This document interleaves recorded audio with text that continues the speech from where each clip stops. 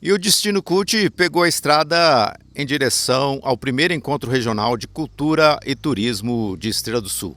Na pauta, a importância de Dona Beja para o turismo regional. Mas antes de falarmos desse encontro, que tal conhecermos um pouco dessa encantadora cidade?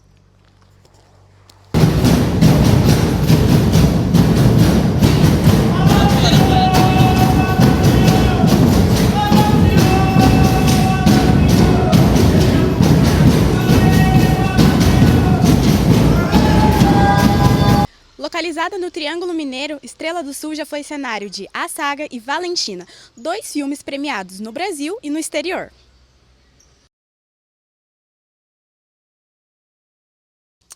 Com origem ligada ao início da colonização brasileira pelos bandeirantes, nesse caso liderado pelo Bartolomeu Bueno da Silva, mais conhecido como Anhanguera, a cidade era passagem para outros destinos do interior de Goiás e Mato Grosso, locais ricos em pedras preciosas.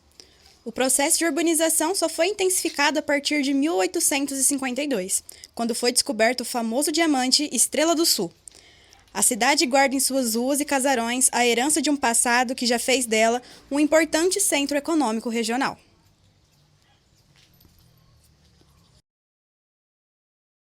Estamos aqui diante do monumento inaugurado em 2024 de Dona Beja e diante da Igreja Matriz, onde Dona Beja participava da Irmandade de Nossa Senhora Mãe dos Homens e frequentava assiduamente. Não é essa construção é de 1942, a primeira era de 1860, a qual ela ia e frequentava. E estamos no local onde era o Largo da Matriz. E à nossa frente está o lugar que era o cemitério onde Dona Beja foi sepultada em 1873. De acordo com os registros de um de seus escravizados, que conta como foi o seu enterro, que foi realmente como ela queria e como ela ditou em seu testamento, ela foi sepultada perto do portão principal, ao lado de um grande coqueiro. Então, à nossa frente está os restos mortais de Dona Beja em algum lugar deste novo quarteirão que foi formado aqui.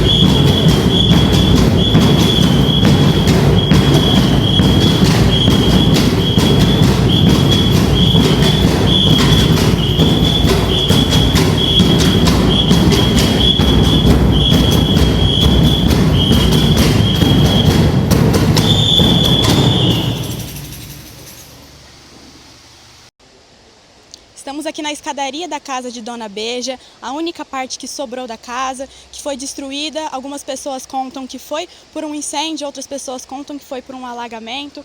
E aqui é um registro da história de Dona Beja em Estrela do Sul.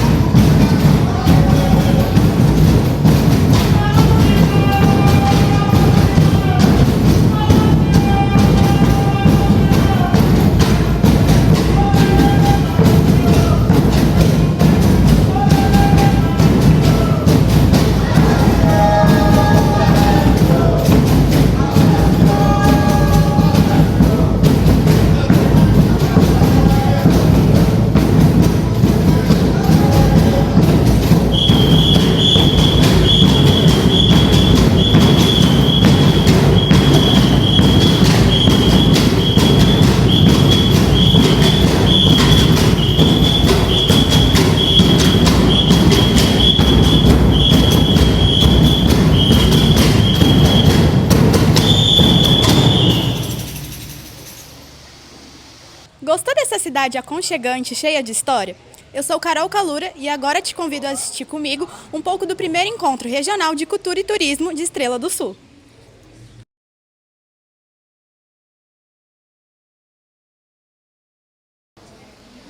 E o Destino Cult está com Pedro Popó, organizador do primeiro encontro regional de cultura e turismo de Estrela do Sul. Parabéns, Pedro. Sucesso esse evento? Sucesso, graças a Deus, e para a gente é uma honra receber vocês aqui. É um evento que a gente está realizando em homenagem póstuma e para lembrar os 3 anos de passamento do fundador da Casa da Cultura, professor Mário Lúcio Rosa, com 2 temas muito abrangentes. Primeiro, discutir a importância de Dona Beija para o Triângulo Mineiro, em razão dessa efervescência, por causa da novela, e é preciso contar a real história de Dona Beija. E o outro é colher propostas dos municípios da região do Triângulo Mineiro e do Sudeste Goiano, que estão integrados na área de cultura e de turismo, para que possam trabalhar juntos e assim fazer com que esses 2 segmentos sejam valorizados nas nossas cidades, porque nós temos muitos bens culturais, muitos bens turísticos que ainda são desconhecidos. Popó, Dona Beija é muito bem explorada pelo turismo de Araxá, mas pouca gente sabe que ela viveu e morreu aqui em Estrela do Sul, né? A cidade de Estrela do Sul explora muito pouco esse potencial turístico que tem em Dona Beija? Explora. Desde 1984, o professor Mário Lúcio Rosa e os outros irmãos, que somos eu, o Almir, principalmente, porque nós também temos outros irmãos que também atuam juntos, nós aqui começamos a levantar a necessidade de preservar a história de Dona Beija, trazer a história de Dona Beija para cá. E agora é que estamos conseguindo fazer com que Estrela do Sul fique conhecida como a terra, a última morada de Dona Beija. Além de Dona Beija, Estrela do Sul é uma cidade muito agradável, né, Popó? Mas você acha que a cidade trabalha bem esse aspecto turístico?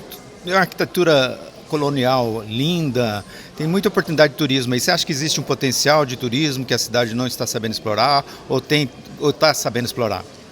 A cidade tem um potencial turístico, principalmente turismo ambiental, o turismo rural e também o turismo urbano, que são seus casarões antigos, alguns datados do século até mesmo XVIII, e que precisam ser preservados, que precisam ser mostrados. E também a história de Estrela do Sul. Foi aqui que surgiu o diamante mais belo do mundo, que é o diamante Estrela do Sul. É aqui que está enterrado o último sobrevivente da retirada da Laguna, aliás, o único sobrevivente da retirada da Laguna, Calixto Medeiros, e é aqui que está sepultada Dona Beija. Então é muito importante explorar isso e é isso que nós estamos tentando convencer o poder público a fazer isso. Estrela do Sul é uma cidade extremamente agradável, extremamente aconchegante. Venha conhecê-la. Popó, muito obrigado. Eu aqui agradeço a presença de vocês e tudo que vocês fazem para divulgar a nossa cidade. Muito obrigado.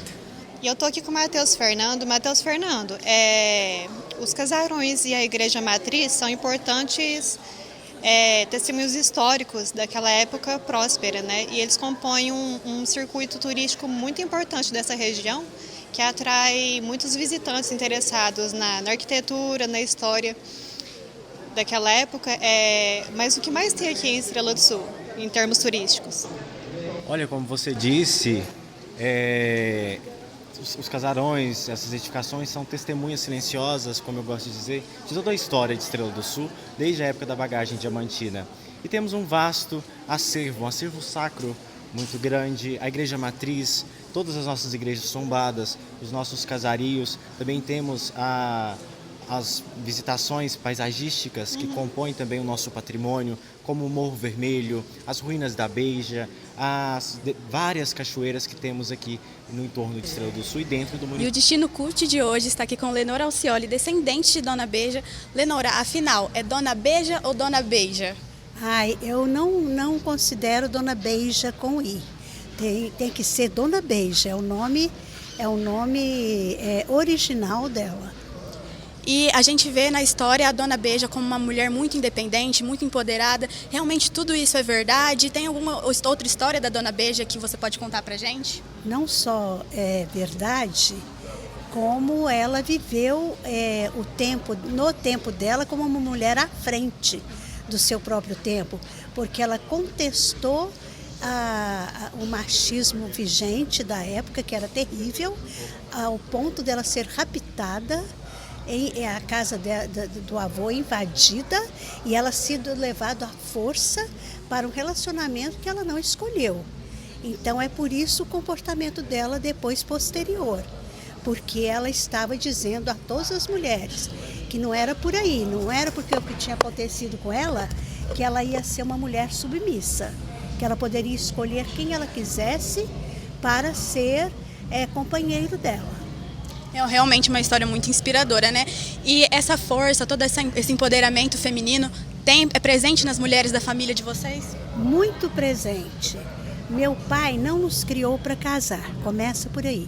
Meu pai era artista, né? Pianista, e meu pai, ele falava que a gente tinha que se encontrar primeiro, saber de nós, o que é que nos iria atrair para escolher um caminho.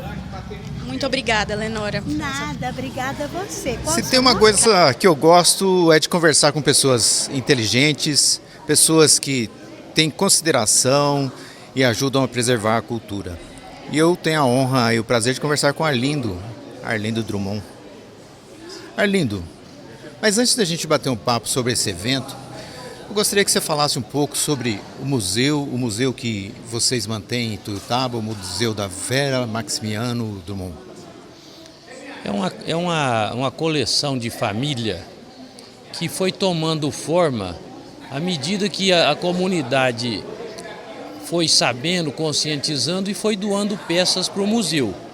E nós somos os guardiões dessas peças para a posteridade, onde as escolas nos visitam e a melhor forma de crescer é aculturando a meninada. O Arlindo, ele é imortal pela Academia Ituiutabana de Letras, não é isso, Arlindo? Muito bem, a academia me prestigiou.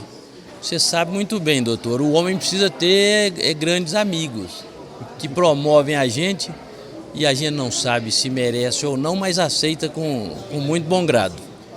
Arlindo, um evento como esse é super importante. Nós não conseguimos ver em gestores públicos, principalmente municipais, a valorização, a importância para a cultura merecida. Não é isso, Arlindo? Muito bem, bem lembrado. A arte é muito esquecida pelos que poderiam ajudar muito eventos como esse.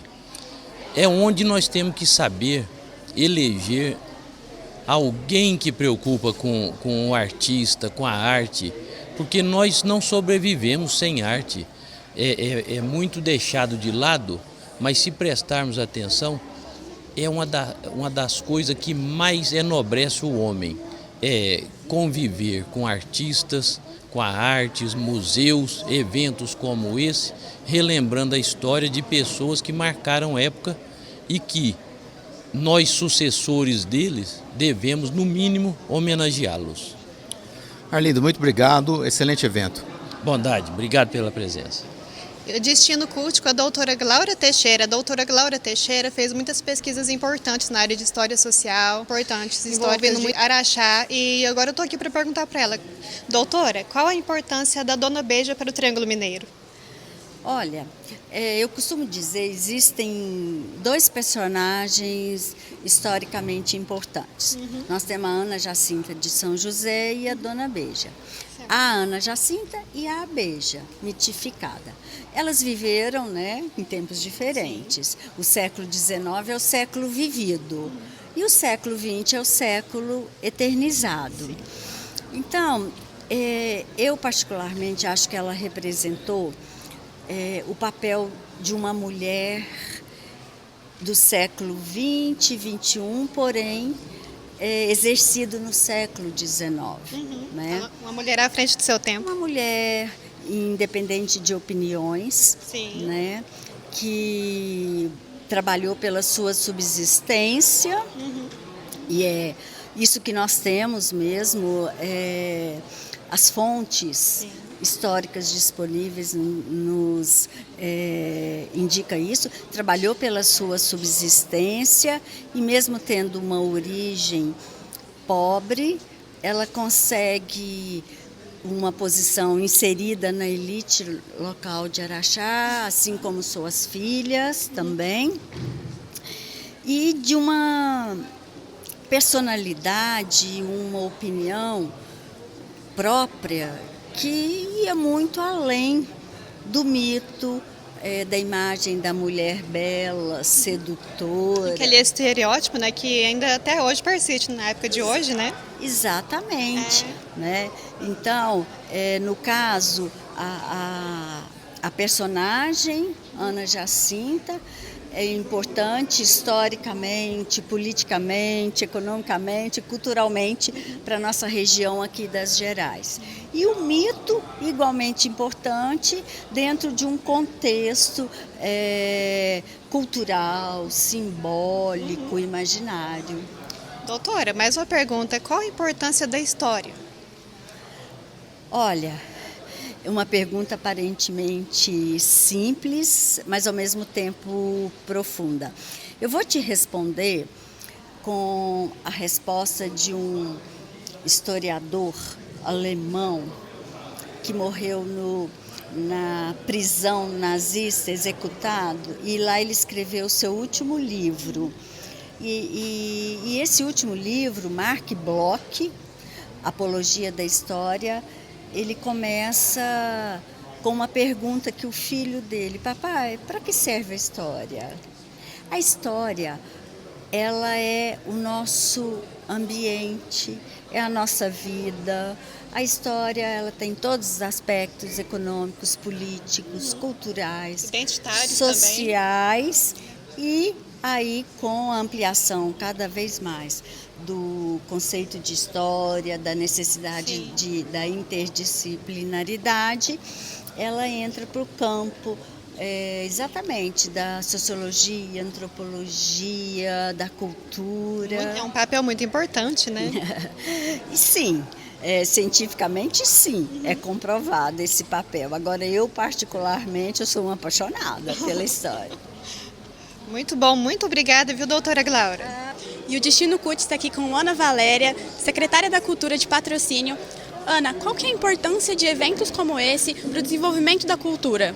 Nós, primeiramente, boa tarde, uma alegria muito grande estar aqui acompanhada da minha equipe. Eu trouxe comigo o diretor de patrimônio histórico, né, da nossa cidade, Luiz, também a Andresa Borba, que é a diretora do museu. Esses encontros são super importantes para a gente unir, né, o interior de Minas. A gente sabe que a cultura não se faz sozinha, a cultura é feita por muitas mãos, né, e a gente precisa sim estar reunidos, unidos, né, em causas tão nobres quanto essa da Dona Beija. E qual que é a maior dificuldade na cultura hoje para conseguir ter esse incentivo? Olha, eu sou muito feliz, né? Graças a Deus, o nosso prefeito Gustavo Brasileiro, o vice Maurício Cunha, ele tem dado total apoio a Patrocínio.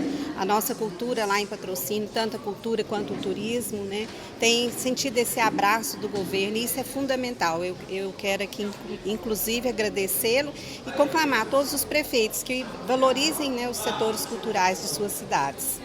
Muito obrigada, Ana. Muito obrigada. Eu estou aqui com o Deidson, que ele é um ativista cultural e consultor de patrimônio histórico. Deidson, você acha que a forma como a grande mídia e a população brasileira tem a percepção da Dona Beija é uma percepção correta, ou você acha que ela foi distorcida por questões maiores, mercadológicas? Boa tarde a todos que nos acompanham. Obrigado por essa oportunidade. Sejam bem-vindos à Estrela do Sul. Eu acho que não foi mostrado a realidade da Beija enquanto pessoa, enquanto ser humano, enquanto CPF. Então, eu acho que em meu ponto de vista, enquanto quem conhece um pouco da cultura, da história de Estrela do Sul, que aprendi com o Mário Lúcio, com os descendentes de Dona Beija que aqui viveram, a história não foi mostrada de forma correta. Embora eu sei que existe a questão de mostrar um personagem para a grande mídia, para as questões midiáticas, mas até que ponto eu posso desprezar o legado de alguém em nome da grande mídia? Correto? Então, acho que poderia ter sido feita uma pesquisa melhor, tanto em Estrela do Sul quanto em outros lugares por onde Dona Beija passou, porque ali as pessoas defendem um legado dela, defendem uma história, defendem uma situação, defendem uma vivência, têm descendentes, e ali foi-se escrito conforme em nome da liberdade poética. Mas até que ponto essa liberdade poética fere os princípios da moralidade, da valorização enquanto pessoa, enquanto ser humano? E aqui no primeiro encontro regional de cultura e turismo de Estrela do Sul, estamos com Yara Jacó, descendente de Dona Beija. Yara, você já sofreu algum impacto na sua vida sendo descendente da Dona Beija? Não, só quando era criança que a gente não comentava muito. E a história da Dona Beija é muito presente na família de vocês, entre as mulheres, a característica de ser empoderada, à frente do seu tempo, como Dona Beija era? Sim, todas.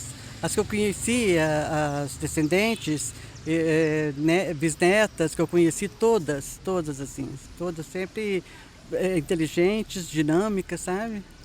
E nós vemos muitas histórias da Dona Beija, ela sendo retratada em séries, em livros. A forma como ela é retratada te orgulha?